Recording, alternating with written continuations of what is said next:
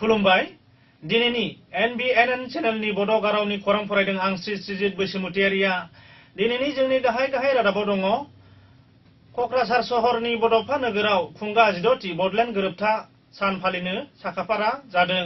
फैगौ 10 फेब्रुवारियाव क'क्राझार जिल्ला दुलाराय बर' हारिमु आफादनि 17थि बोसोरसालिया जथुमा खुंनो लाहार फाहार खालामदों आरो दैमागुरि गामि बाथौ महासभाया आलो गोजोनै जोबलांबाय। दानिया फैदो दिनैनि आबुं रादाबाव। BTADनि सदर सहर क'क्राझार नोगोरनि बड'फा नोगोराव फैगौ फेब्रुवारि 10 अक्ट'आव खुंगा 16थि बड'लेण्ड गोरोबथा सानखौ खुंनो साखाफारा जादों।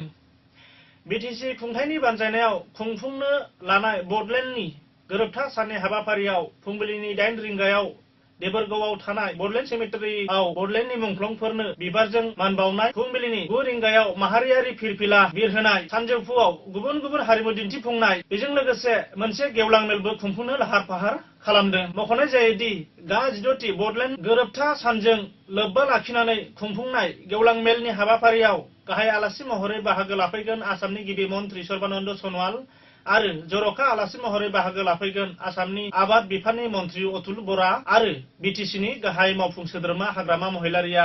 खौरांगिरिजों जानाय मोगा-मोगिनि समाव BTCनि मावफुं सोद्रोमा दनेश्वर गयारिया बिस्तिबाराव खुंफुंनाय मोनसे खौरांगिरि मेलनि गेजेरजों मिथिहोयोदि गुबुन गुबुन बिफानाव थानाय मावफुं सोद्रोमा आरो BTC ओनसोलनि सिङाव थानाय गुबुन गुबुन गामि ओनसोलनिफ्राय गासै 50,000निबो गोबांसिन रायजो राजाफोरा हाबाफारियाव बाहागो लाफैगोन होननानै मिथिहोयो। গ্ৰীণ ফিল্ডত জায়গা বনোৱা হৈছে।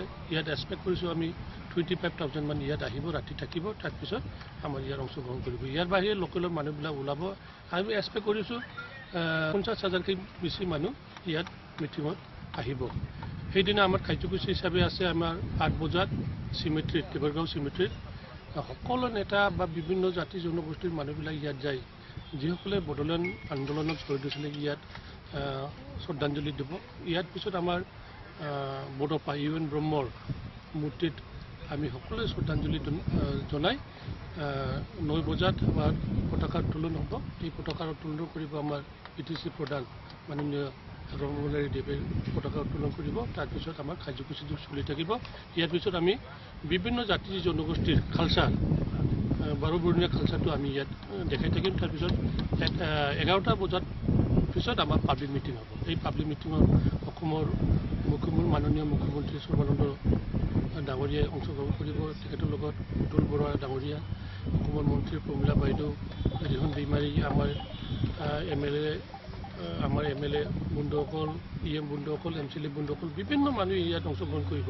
ইয়াৰ কাৰণে মই অনুৰোধ কৰিব খোজোঁ ইয়াৰ মাজতে আমাৰ বিভিন্ন সম্প্ৰদায়ৰ ইণ্টেলেকচুৱেল সামাজিক সংগঠনবিলাকক ইয়াত সকলোকে এটেণ্ড থাকিবৰ কাৰণে মই সকলোকে আহ্বান কৰিছোঁ। আৰু লগতে সেইদিনা যদি কোনোবাই বিচাৰিছে বন্ধ দিবলৈ, সেইদিনা বন্ধৰ পৰা দূৰত থাকিবলৈ মই বিভিন্ন অৰ্গেনাইজেশ্যনক ৰিকুৱেষ্ট কৰিছোঁ।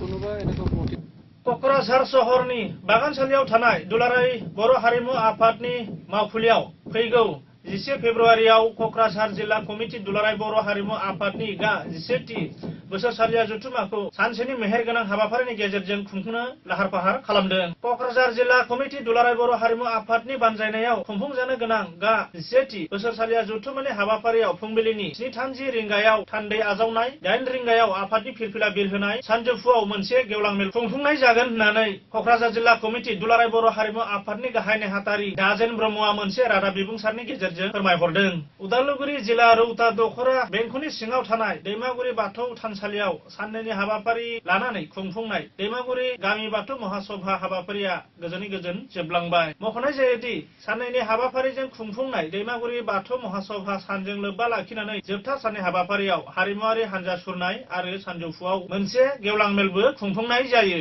रादाबखौ फोजोबनायनि सिगां फिन आरो गाहाय रादाबखौ फरायफिनदों। क'क्राझार सहरनि बड'फा नोगोराव खुंगा 16थि बड'लेण्ड गोरोबथा सान फालिनो साखाफारा जादों। फैगौ 10 फेब्रुवारियाव क'क्राझार जिल्ला दुलाराय बर' हारिमु आफादनि 17थि बोसोरसालिया जथुमा खुंनो 3थिम आरो दैमागुरि गामि बाथौ महासभाया आलो गोजोनै जोबलांबाय। दिन रादाबा एसेनोसै, गोजोन्थों।